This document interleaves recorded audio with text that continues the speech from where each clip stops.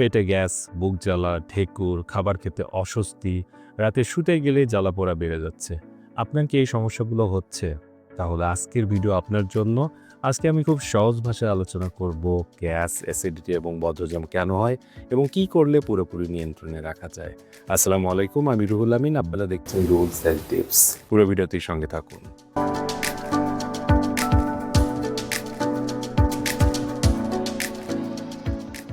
প্রথমে আমাদের জানতে হবে গ্যাস ও অ্যাসিডিটি কি। আমাদের পেটের ভেতরে স্বাভাবিকভাবেই অ্যাসিড তৈরি হয় যা খাবার হজম করতে সাহায্য করে, কিন্তু সমস্যা হয় তখনই যখন অ্যাসিড বেশি তৈরি হয় অথবা ভুল সময় তৈরি হয় অথবা খাবার ঠিকমতো হজম হয় না। তখনই হয় বুক জ্বালা, গলা জ্বালা, পেট ফাঁপা, গ্যাস। বাংলাদেশে এই সমস্যা খুবই কমন এবং এই সমস্যা হওয়ার মূল কারণগুলোর মধ্যে অন্যতম হলো আমাদের খাদ্য অভ্যাস। আমরা সবচেয়ে বেশি কি খাই? ভাত, ভাজা পোড়া, তেল মশলা, চা দিনে ৩-৪ কাপ, অনেকে তো ১০ কাপ পর্যন্ত পান করেন। ঝাল, রাতে দেরিতে খাওয়া, এগুলো সরাসরি গ্যাস, অ্যাসিডিটি, বদহজম বাড়িয়ে দেয়। বিশেষ করে খালি পেটে চা প্লাস অনিয়মিত খাবার গ্যাস নিশ্চিত। খাবারের টাইমিং সবচেয়ে বড় কারণ। অনেকে বলে আমি তো কম খাই, তবু কেন আমার গ্যাস? আসলে টাইমিংটাই মূল কারণ। ভুল অভ্যাস, সকালে ঘুম থেকে দেরি করে ওঠা এবং ১০টা-১১টার দিকে নাস্তা করা, ৩টা-৪টার দিকে গিয়ে লাঞ্চ করা এবং রাত ১০টা থেকে ১১টার দিকে গিয়ে ডিনার করা।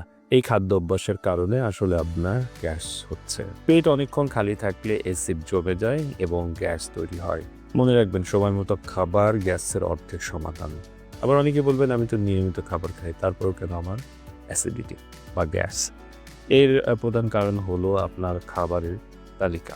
ঝাল খাবার বেশি খাওয়া, ভাজা পোড়া বেশি খাওয়া, সফট ড্রিঙ্কস বেশি খাওয়া, বেকারি আইটেম বেশি খেলে, রাতে দুধ কলা একসাথে প্রতিদিন যদি আপনি খান তাহলে কিন্তু আপনার এই গ্যাস হবে।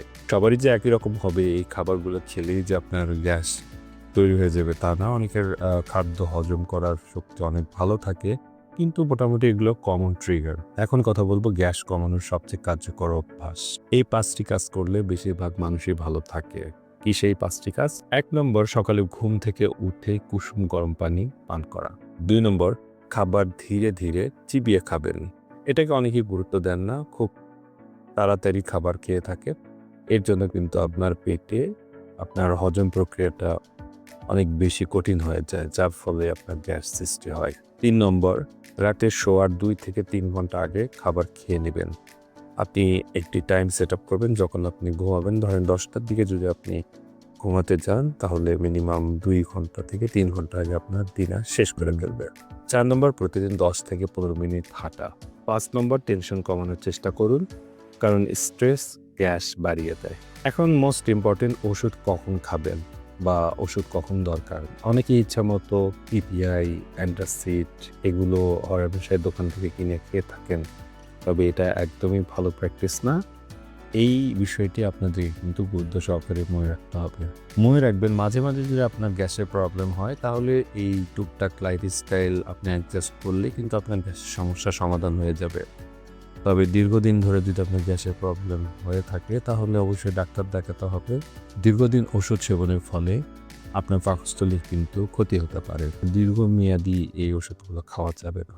এখন আপনারা কিভাবে বুঝবেন? আপনার অবশ্যই ডাক্তার দেখানো দরকার। লাইফস্টাইল মডিফিকেশন করেও, খাবার চেঞ্জ করেও আপনার কোনোভাবেই এই গ্যাস্ট্রিকের সমস্যার সমাধান হচ্ছে না। কিছু সিম্পটম যেগুলো খুবই গুরুত্বপূর্ণ, তার মধ্যে অন্যতম হলো ওজন কমে যাওয়া, কালো পায়খানা হওয়া, রক্ত বমি, খাবার গিলতে কষ্ট হওয়া, রাতে ঘুম ভেঙে যাওয়া। এগুলো সাধারণ গ্যাস নয়। এই সমস্যাগুলোর পিছনে দীর্ঘমেয়াদী কোনো কারণ আছে। তো এগুলো আইডেন্টিফাই দ্রুত করতে হবে এবং চিকিৎসা নিতে হবে। সংক্ষেপে যদি আমি বলি, গ্যাসের মূল কারণ হচ্ছে ভুল খাবার, ভুল সময়ে খাওয়া এবং স্ট্রেস। এই ৩টি বিষয় যদি আপনি ঠিক করে নেন তাহলে আপনার গ্যাস্ট্রিকের সমস্যা অটোমেটিক ভালো হয়ে যাবে। অর্থাৎ ভুল খাবার থেকে সঠিক খাবার নিয়ে আসতে হবে। ভুল সময়ে খাওয়ার যে প্রবণতা আপনার আছে সেটি সঠিক সময়ে খাওয়ার চেষ্টা করুন এবং স্ট্রেস কমান। তাহলেই আপনার এই গ্যাস্ট্রিকের সমস্যা অটোমেটিক ভালো হয়ে যাবে। ভিডিওটি যদি আপনার উপকারে আসে একটি লাইক দিন, শেয়ার করুন আর চ্যানেলটি সাবস্ক্রাইব করুন। আমার ভিডিও বেশি বেশি শেয়ার করার মাধ্যমে এই চ্যানেলটিকে আরও উপরে নিয়ে যান আপনারা। তাহলে আমি আরও অনুপ্রাণিত হব এবং ভালো ভালো কন্টেন্ট আপনাদের উপহার দেব। আগামীতে কি ভিডিও দেখতে চান অবশ্যই কমেন্টে জানাবেন এবং এই ভিডিও সম্পর্কে যদি কোনো প্রশ্ন থাকে জানার থাকে অবশ্যই কমেন্টে জানাবেন, আমি উত্তর দেওয়ার চেষ্টা করবো ইনশাআল্লাহ। সবাই ভালো থাকুন, সুস্থ থাকুন, আল্লাহ হাফিজ।